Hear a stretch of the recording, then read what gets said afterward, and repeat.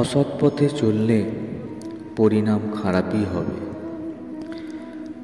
আপনি যদি মনে মনে এটা জেনে থাকেন যে আপনি যা করছেন সেটা ঠিক নয়, অস্বাভাবিক এবং অন্য কারো ক্ষতি হচ্ছে, তাহলে জেনে রাখুন জীবনের শেষ পর্যায়ে এসে আপনার সাথেও ঠিক এই জিনিসটিই ঘটবে।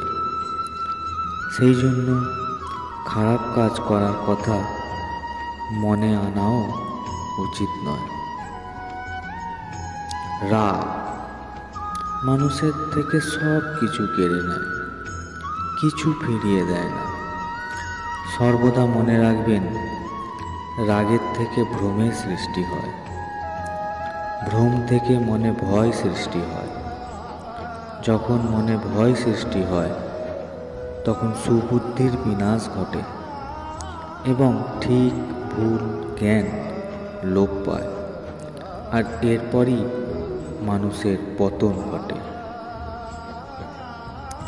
সন্দেহ একটি মানসিক রোগ, যা শুধু আপনাকেই না, আপনার চারপাশের মানুষজনকেও একটা অস্বস্তিকর পরিবেশে ঠেলে দেয়।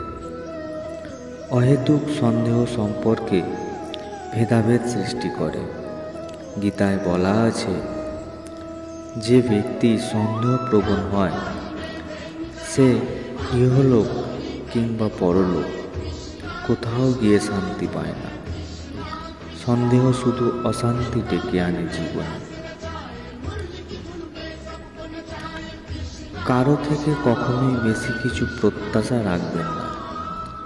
যখন আপনি কোনো রকম প্রত্যাশা না নিয়ে কোনো কাজ করবেন, তাতে নিরাশ হবার সম্ভাবনা অনেক কমে যাবে।